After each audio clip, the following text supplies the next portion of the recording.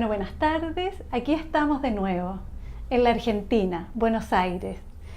Este es un nuevo programa de herencia y coherencia, historias que cambian vidas.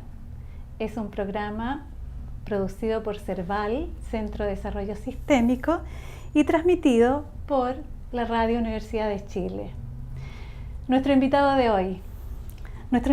hoy es Claudio Deschamps. Él es psicólogo, es argentino y es psicoterapeuta individual, de parejas y de familias. Es docente del Instituto de Formación y Aplicación de Terapias de la Comunicación en Francia, Lyon. Además, es editor de la revista Perspectivas Sistémicas, donde publican terapeutas de todo el mundo. Gracias, Claudio, por aceptarnos y aceptar nuestra invitación. Un placer. Bienvenido a nuestro programa. Claudio, voy a comenzar preguntándote esto de ser terapeuta. ¿Cómo surge en tu vida el ser terapeuta? Primero surgió estudiar psicología en función de lo que todavía no sabía exactamente qué iba a hacer en ese marco, pero había una idea de ser terapeuta. Creo que muchos terapeutas, y con el tiempo nos fuimos convirtiendo en pareja y familia, fuimos pequeños terapeutas en nuestra familia. Sí. Y casi todos los colegas coinciden con eso, como roles familiares. Y después eso no estuvo presente hasta los 20 y tantos. Volvía de un viaje de mochilero de un año por América del Sur. Perfecto. Que llegué hasta Estados Unidos incluso, o sea, un poquito más lejos.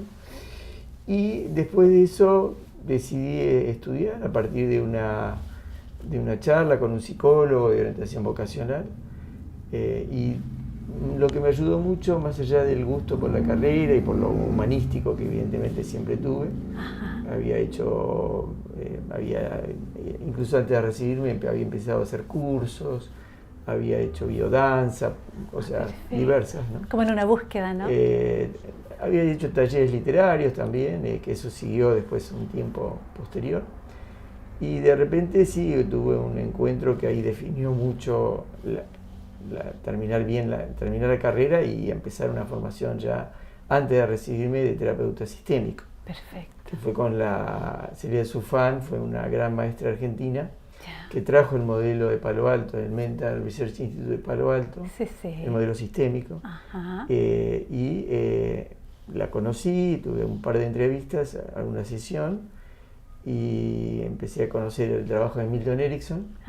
Y ahí dije lo que pensaba que no iba a ser posible, porque yo estaba en la universidad, en la UBA, en la Universidad de Buenos Aires, que era muy psicoanalítica, y entonces no me veía trabajando con diván y de esa manera, por mi estilo personal, y además tampoco mucho me llegaba lo que decía. Y entonces ahí encontré una posibilidad sí de ser yo mismo, trabajando con personas que evidentemente me interesaba, me gustaba, y a partir de ahí sí ya encaré el final de la carrera, pero ya me recibí con ya una formación de 1 año y medio por lo menos. Perfecto. De terapeuta sistémico, ¿no? Claudio, ¿y qué ha significado para ti ser un terapeuta sistémico en un contexto que es de tal nivel la fuerza del psicoanálisis? Bueno, fue un gran desafío y al mismo tiempo fue muy divertido. Porque era como contracorriente, coincidió mi formación y evidentemente me sentía muy a gusto porque a los 2 años ya estaba no solamente atendiendo, sino 2 años y medio ya estaba enseñando. Encajó muy bien. Perfecto. Con mi estilo personal y digamos, todo lo otro nos hacía parecer como un contracorriente. Que no hacíamos algo, en fin, profundo, todas esas palabras tan graciosas. El tiempo aún más gracioso. Pero y se fundaba la Asociación Sistémica de Buenos Aires. Yo fui uno de los primeros miembros, no fundado, o sea, lo fundaba gente que me antecedía, ¿no? Los grandes pioneros. Pero yo estuve ahí. Perfecto. Y entonces, como escribía, me pusieron para a veces redactar, armar como boletines. Yo también empezaba simultáneamente a aparecer el aspecto de redactar y de ser como una especie de editor. Genial, genial. Y como miembro del Centro de Terapias Breves ligado a Palo Alto, que era como la representación en ese momento que tenía Celia Sufán, también después participé en el boletín. Perfecto. Y iba haciendo las dos cosas simultáneamente, que siempre me gustaron, de hecho. Sin duda. ¿No? Entonces pude empezar a conectar cosas, y el desafío que siguió todo el tiempo, los primeros seminarios que di en la UBA, al tiempo, a los años, voy a introducir la primera materia con otro colega, sistémica en la UBA. Y ahí ni siquiera obtuvimos que sea obligatoria. Ya. Y se anotaron 300 alumnos. Parece que había un cierto interés. Un poquitito interés, así como 300. También genial. Yo daba los teóricos, fue muy entretenido porque cada vez que había un corte de luz y cosas que pasan en la UBA, yo decía que era un atentado lacaniano.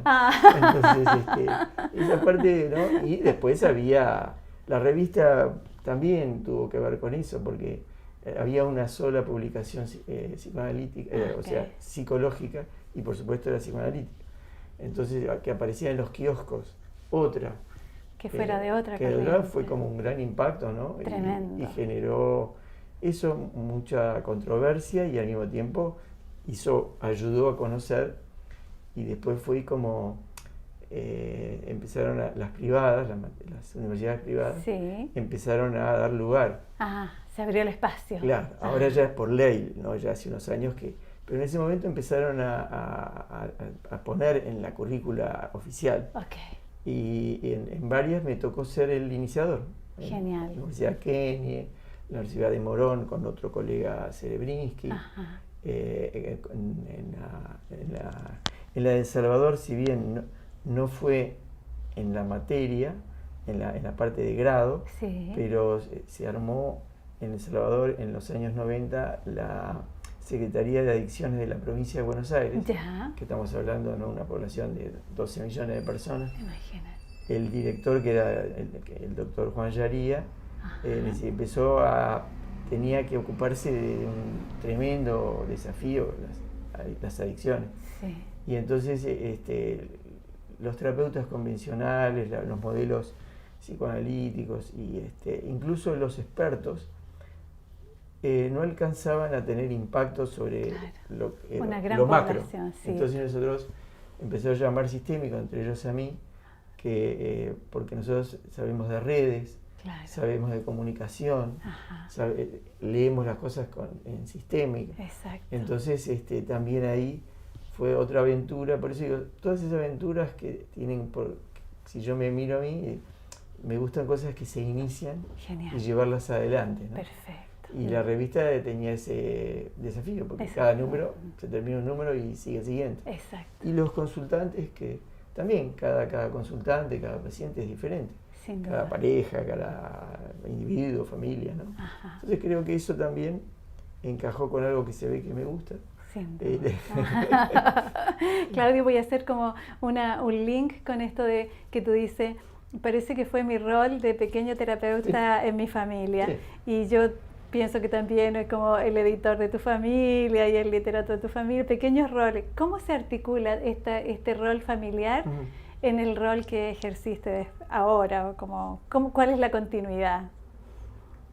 En el fondo estoy haciendo algo así como cómo tu familia eligió que tú fueras el rol de terapeuta, eso te estoy diciendo. Ahora está más claro. Sí.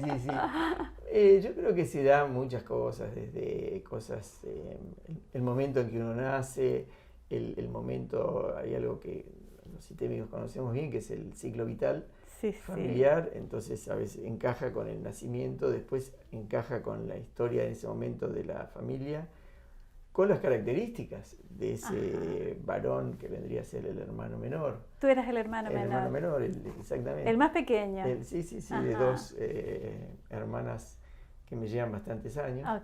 Entonces, en ese marco, y después fueron, digamos, evidentemente tenía se me fue, digamos, adiestrando para que tuviera buena escucha. Genial. Y como respondí a eso, porque siempre está el tema, ¿no? Ajá. Entonces hubo cambios, mudanzas, incluso vivimos unos años en Uruguay.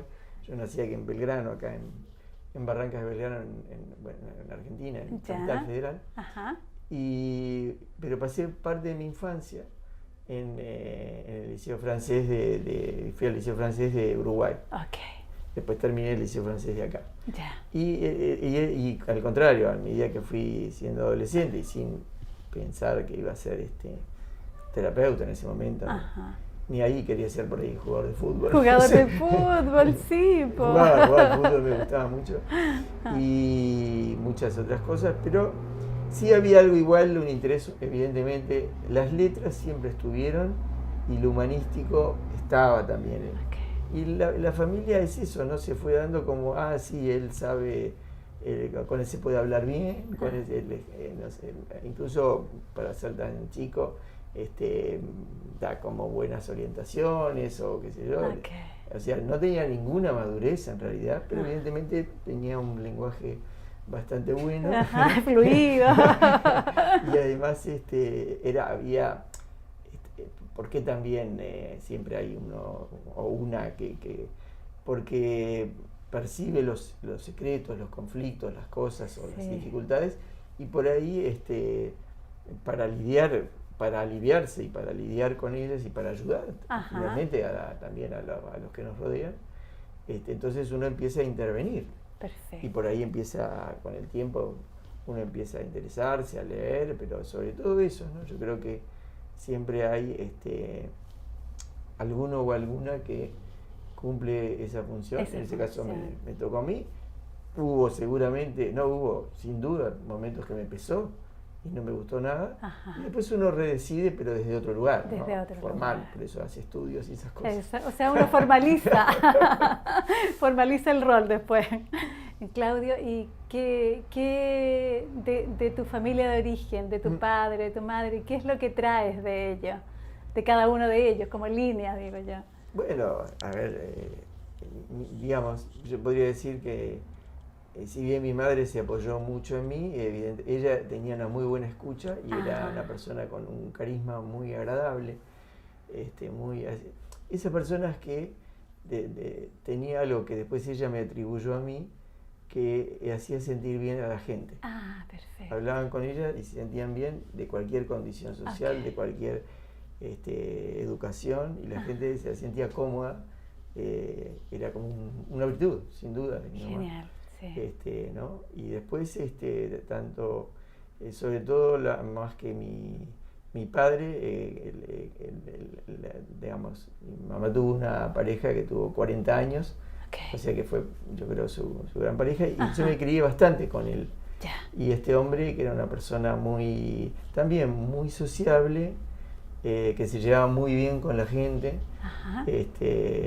muy trabajador, entonces tenía una cantidad de virtudes que yo aprendí mucho de él, de su manera de ser, de su manera digamos, hay algo hay un terapeuta que seguro conocés, que es Steve DeShazer, el que creó el modelo orientado hacia la solución, terapia breve orientada hacia la solución, y él, siendo una persona sencilla, no profesional, era un hombre orientado hacia la solución.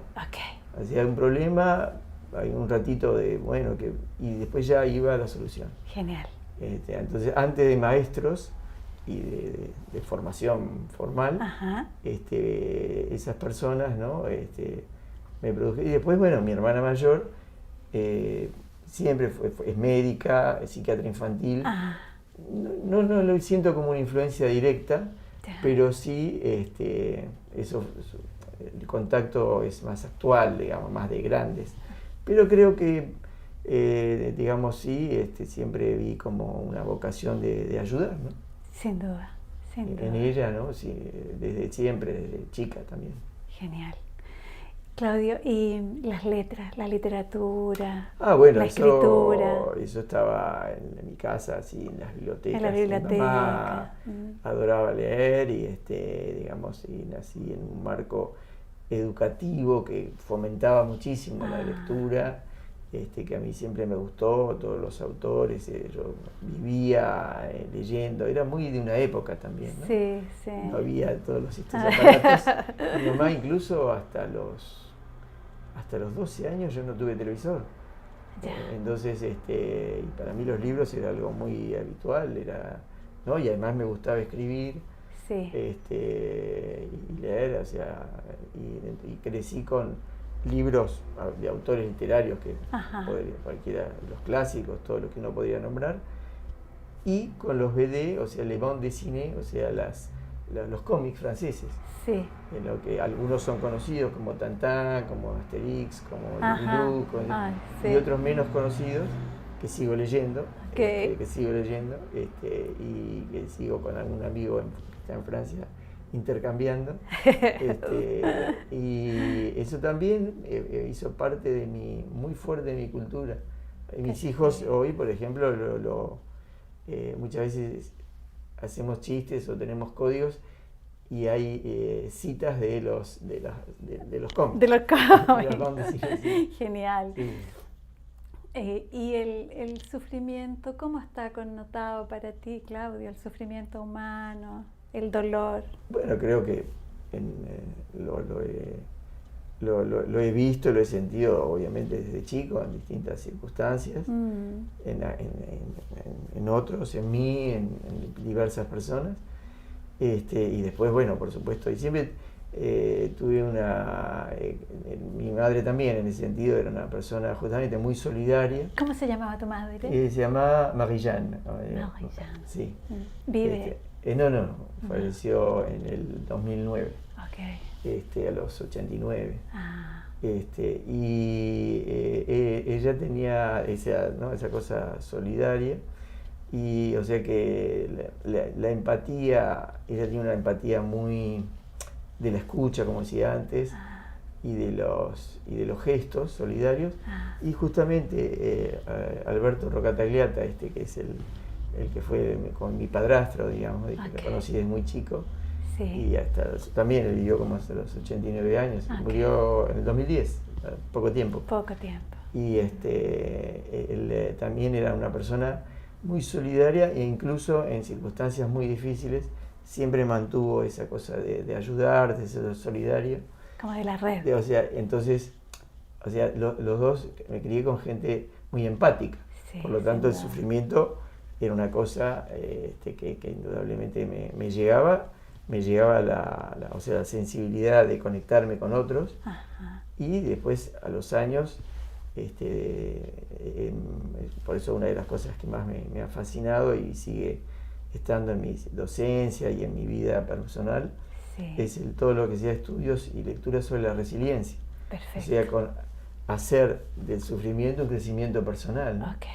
Y eso también está en mi enseñanza, por eso me interesé por un autor también como Milton Erickson, que tuvo un ataque de polio desde muy chico. Y estaba condenado a morirse primero y a no caminar más, lo cual no pasó ninguna de las dos cosas. Ninguna de las dos cosas. Y es un legado maravilloso. Milton Erickson, sí. O gente como Víctor Frankl también, que he estudiado mucho y que lo nombro en los cursos y en las docencias, y lo tengo presente, además de mucha gente de la vida. Entonces esta transformación, para mí el sufrimiento es ese desafío de transformarlo en crecimiento, ¿no? Y sigue siendo, y después está las cosas que nos duelen, y que bueno, que también hacen parte de la aceptación de los duelos que nos toca hacer. Sin duda. Me gustó también palabras, conceptos como el ciclo vital, que ya dice en sí mismo que las cosas empiezan, terminan. Hay un ciclo, ¿verdad? Ese ciclo que está muy presente en los que tenemos, sobre todo, por ahí en muchos terapeutas, no digo que no, pero en los que hacemos la orientación sistémica está como en uno de los fundamentos. Como una melodía ahí todo el rato, ¿no? Sí. Sí, Claudio, y en ese sentido, los nacimientos. ¿Qué significan para ti los nacimientos? Y los nacimientos, por eso te decía hace un rato que se ve que todo lo, así como los nacimientos de mis hijos, ¿no? ¿Cuántos hijos tienes? Tengo dos hijos varones. Genial. Y esos, sí, los tengo, fue como una de las cosas de lejos más importantes que me pasó en la vida. Y al mismo tiempo, por eso me identifico con muchas cosas de haber estado en momentos de fundación de cosas, como esas... Como comenzar la revista, el movimiento sistémico. El movimiento sistémico, que participé muchísimo en cosas que se fundaron, la Escuela Sistémica Argentina. La Escuela Sistémica Me tocó como estar como fundador con 2 colegas, y seguir siendo no docente en ese caso, pero digamos, pero no director, porque en ese caso no era estar en la... Muchas veces me interesaba eso, ¿no? Como lo que fui director, sí, porque bueno, era el director y el editor de la revista. Sí. Ahí no había más remedio. No hay más remedio que aparecer. Estaba ligado a mí y eso también me daba cierta libertad, ¿no? Como para ponerle mi estilo, que es distinto que ser una revista netamente académica, que uno igual puede ponerle estilo, pero tiene muchas reglas, que puede poner humor, puede poner cosas más de cierto vuelo literario, que por ahí en una revista que tiene ciertas reglas académicas no se puede. Exactamente. Entonces, toda esa sensación siempre de cosas nuevas.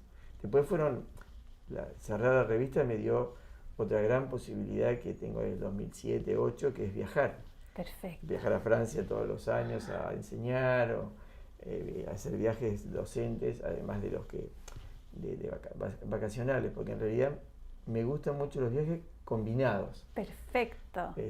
Trabajo Trabajo y... Claro, exactamente, ¿no? Y recreación, conocer, estar con gente, se va haciendo amistades con colegas, ¿no? Como Barcelona, otro gran sistémico, Juan Luis Linares.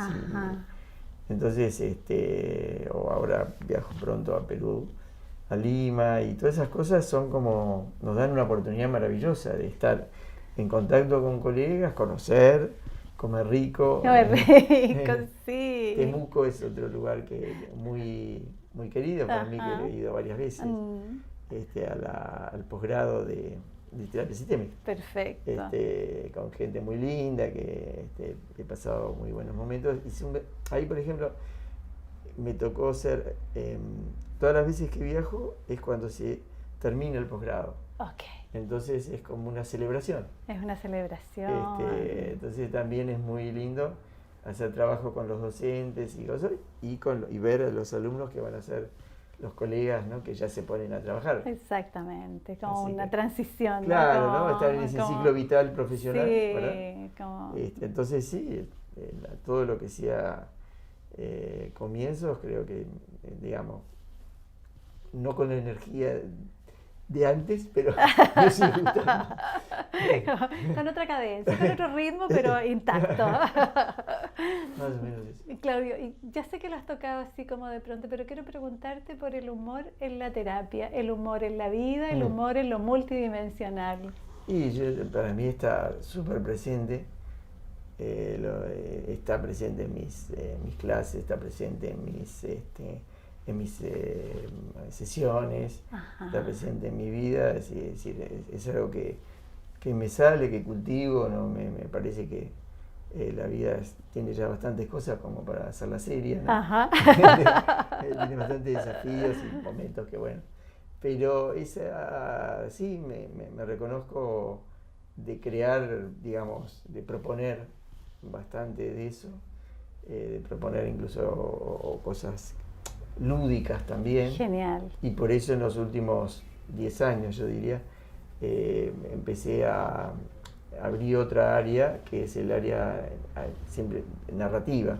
Aparte de la terapia narrativa que tuve también, conocí al fundador, a Michael White en su momento, a ese gran terapeuta, muy agradable, muy cálido como persona, y que le gustaban mucho los cuentos. Yo cuando lo conocí a él, le hice una nota acá en Argentina y pasé un rato con él y la esposa, me preguntaba qué cuentos le contaba yo a mis hijos. Y me escuchaba con mucha atención. Genial. Lo que no es habitual en un maestro que viene a dar un workshop. Perfecto. Muy humilde, muy, muy cálido. Y ese gusto que ya literario y después por la terapia narrativa, para mí se expandió y me dio como fue terapéutico, Ajá. muy sanador en lo personal, y me dio una herramienta maravillosa Como que abrió. que es la narrativa oral artística. Ok. Acá hay una gran maestra que se llama Ana María Bobo, Ya. que es mi maestra. Ella es artista de la narrativa oral, no es terapeuta, pero lo que hace es muy terapéutico. Sin duda, sin duda. Y trabaja con dos asistentes, profesores que son extraordinarios, actores, profesores de teatro, jóvenes, que me han enseñado muchísimo, han hecho que mejore, por ejemplo, cómo dar las clases y cómo contar cosas de otra manera. Okay. ¿Y por qué digo sanador? Porque a veces, como la primera parte es un aprendizaje autobiográfico, lo que se cuenta es autobiográfico. Y a veces es divertido y a veces no. Ajá. Pero al ser artístico uno empieza a poner distancia. Perfecto. Y las observaciones que nos hacen son estéticas, Sin como un duda. actor. Sí. Entonces uno se empieza a desapegar de esas cosas y por ahí empieza a ver que puede hacer reír, que puede hacer emocionar, pero como con el una actor. distancia, Claro, ¿no? genial. Ese desapego emocional, ¿no? Del que tanto se habla. Y así que sí, por eso digo, eso de poder llegar con el humor, con la emoción, eso de ir y venir, y de poder además manejarla mejor, Sí. porque nuestra profesión tiene ese gran desafío, ¿no? ¿Qué hacemos con las emociones que nos llegan? Exactamente, eso iba a preguntar yo, ¿cómo se cuidan los terapeutas? Bueno, en mi caso, por eso, además de las supervisiones, terapias, formación, que Etcétera, es sí. indudable la importancia. Ajá. Por ejemplo, en mi caso, haber hecho esto también me ayudó muchísimo. Perfecto. Y aparte llevar una buena vida, ¿no? Una buena vida donde hay cosas, momentos de diversión, momentos de estar con la familia, con seres queridos, con amigos, no sé. Cuidar mucho la vida personal. A todos los terapeutas, pero sobre todo los jóvenes que se forman o vienen a supervisar, en algún momento va a salir el tema de que lleven una vida equilibrada. Okay. ¿No? Porque, una coherencia, una cierta coherencia. Y sí, sobre todo si hacemos terapia sistémica que trabaja con los recursos. Sí. Yo introduje mucho en distintos lugares en la escuela sistémica, por ejemplo, y en mis viajes a Lyon o a Barcelona, la psicología positiva. Okay. Y la psicología positiva trabaja con las emociones positivas, es una continuidad, ¿no? Es como más recursiva, ¿no? Con cosas, con una investigación muy, muy sólida. Y que nos da mucho fundamento a los que trabajamos con los recursos y con las competencias en lugar de trabajar con los déficits y con los traumas, ¿no? Entonces todo eso hace al cuidado, es una profesión que debemos tener cuidado permanente, porque puede ser muy desgastante. Tremendo. Entonces, sí, eso es un área que nunca es suficiente el cuidado. Sí, y a veces nos descuidamos. Okay. Y tenemos temas. Por eso el burnout y todas esas cosas que son ciertas, ¿no? Sí. Pausas, cuánta gente puedo ver, cómo hacer cosas diferentes. A mí igual siempre me gustó tener como áreas diferentes, ¿no? Por eso lo de la revista, la edición, eso, y ahora parte del teatro, claro, los viajes. Eso, ¿no? Genial. Eso siempre creo que está en mi gusto. Lo mismo las lecturas, ¿no? Leo mucho más. Hoy te diría que leo más novela que los libros, que los leo, sí, para preparar, pero leo más novela que los libros de psicología, ¿no? De técnica propiamente claro. tal. Y esto de la revista, que hay terapeutas del mundo que escriben, sí. ¿Cómo y lo eso articulas? fue maravilloso porque mucha gente me conoció gracias a la revista. Ya. Mucha gente leyó, ¿no? Y o compraban la revista o se suscribían o lo que fuere, o llegaba yo y viajaba con las revistas, en fin. Y eso me pareció una manera linda de conectarme. Hasta el día de hoy en muchos países de Latinoamérica y de España, obviamente de habla hispana. Si bien en Francia saben que hago eso, pero no obviamente no, salvo los que hablen castellano o lean, pero eso me generó eso, ¿no? Como una llegada internacional que aplica bastante, ¿no? Al tener un padre, me refiero a Deschamps, con un apellido francés que encaja muy bien con mi cultura, sí. y mi mamá era francesa. ¿Y papá francés también? Norteamericano. Norteamericano, sí. Ok. Así que por eso digo que sí. encaja con la cosa de haber ido a un colegio francés, que sí. ya quiere decir que me conecté con lo europeo, sí. con grupos que muchos de ellos que todavía mantengo contacto. Entonces esto, ¿no? Esta posibilidad de llegar en lo literario, sí. ahí mirándolo para atrás me siento como alguien que tuvo un privilegio, ¿no? Que fue mucho trabajo. Mucho trabajo, por cierto, disciplina. Mucho trabajo, por momentos casi demasiado, yo diría. Pero que era una aventura linda. Una aventura linda, cada número, cada sistemicómica, porque siempre había un... Sistemicómica. Claro, después les voy a mostrar, al final de cada número había un chiste, y era sobre los terapeutas. Y los dibujos que hacía el dibujante, en general el terapeuta era yo, y después hicimos fotomontaje. Y el del fotomontaje, yo siempre aparecía, ¿no? Como riéndome de mí mismo. De más. Sí. Claudio, ¿y cómo fue la historia de la llegada a este país? Con padre norteamericano y con madre francesa. La historia de él, sí, no mía, porque yo nací acá. Sí. O sea... bueno, fueron llegando, mi mamá llegó el 36, un poco, pues yo vivía entre Italia y Francia, en Niza. Y ya estaba el fascismo en pleno auge. Apogeo, sí. Había fallecido su papá, fue un momento de crisis familiar y tenían un contacto acá en Argentina con muchos europeos. Ellos estaban bien porque ella era más digamos de la burguesía, ¿no? No era un inmigrante como muchos que hicieron este país. Pero ya había igual algún tema familiar y también el fascismo sin duda, porque ella tiene anécdotas que recuerda muy bien a sus 16 años. Y después vientos de guerra, la guerra mundial fue en los 40, en 39, 40, pero había ya algo... Como una turbulencia. Y después aspectos como, bueno, la muerte joven de papá y alguna posibilidad de desarrollo acá. Ella vino por ese lado, digamos, con su mamá y su abuela, italiana. Y después, mi padre fue más el tema de... estaba muy involucrado era en la época pionera de las compañías de petróleo norteamericanas. Y entonces él fue enviado a Latinoamérica. Y en eso de Latinoamérica estuvo bastante tiempo en Argentina. Y ahí conoció a tu mamá. Genial.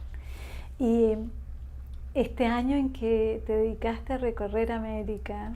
No, este año, digamos, en estos años más recientes, digamos, yo viajo a algunos lugares del interior de Argentina. Hace poquito vengo de Mendoza, de tomar muy rico Malbec, y muy cerca de otro país. Del otro país de aquel. Que tiene muy buenos vinos. Y se come bárbaro, ¿no? También, sin duda alguna. Entonces voy a dar, en este caso fue un seminario de parejas. Hace unos meses atrás, había dado un seminario de Erikson y narrativa. A Lima voy a dar algo que para la asociación sistémica, antes lo di para un instituto, todo lo que sea, que también estos años empecé a formalizar un trabajo que vengo haciendo, pero para poder dar clases de todo lo que sea abuso, maltrato, violación y todo eso, y cómo trabajar con las personas que padecieron eso.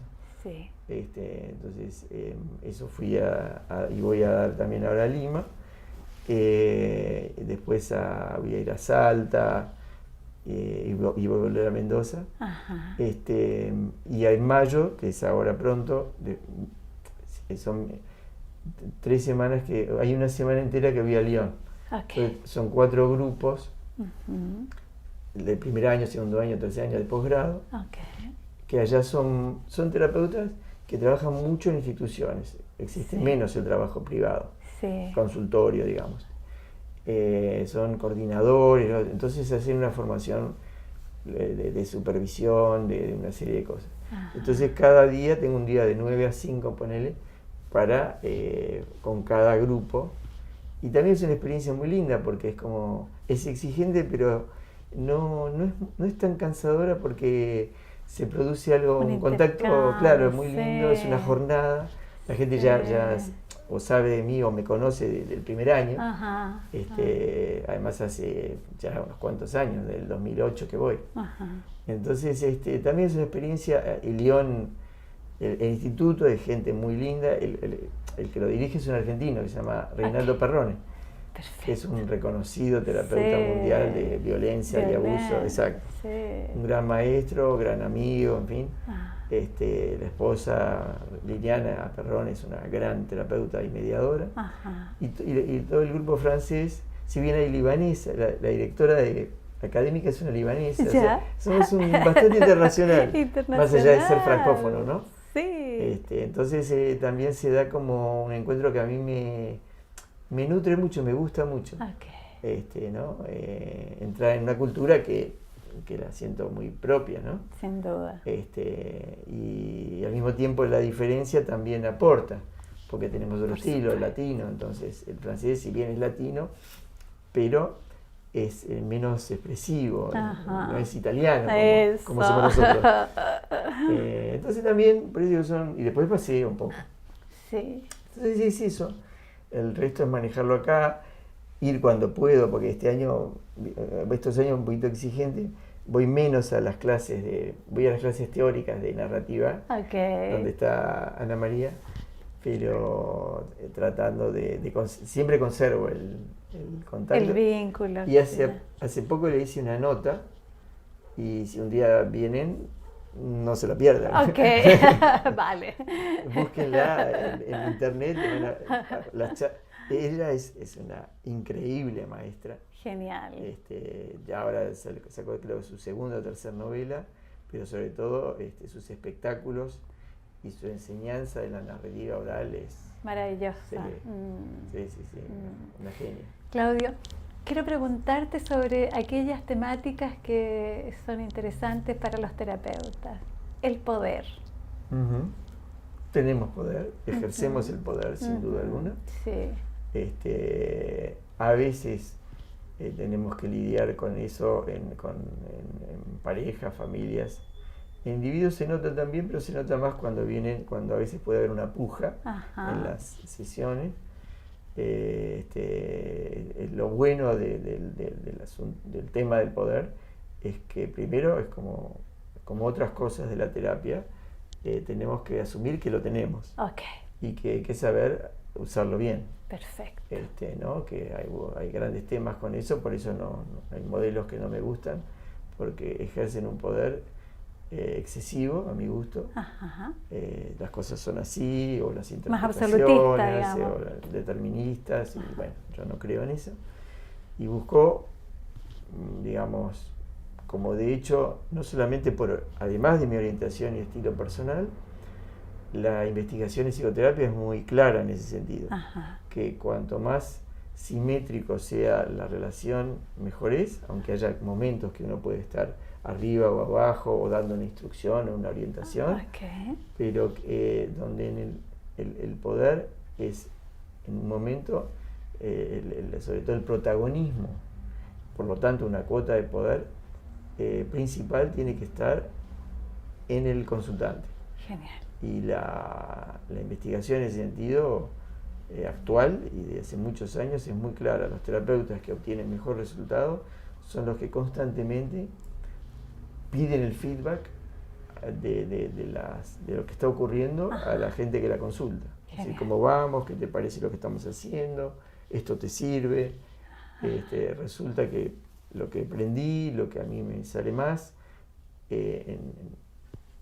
todos los investigadores como, no sé, Wampol, Havel y Miller, o sea, grandes investigadores que escribieron Heart and Soul in Psychotherapy, el alma y el corazón de la psicoterapia, que es manual de investigación muy relevante y muy actual, que tiene una traducción en francés, no en castellano, del 2012, es muy clara en ese sentido. O sea que el factor de cambio más importante es el consultante.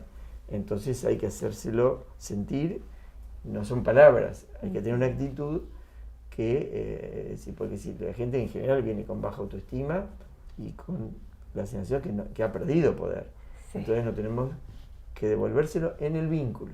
Genial. En el vínculo. Genial.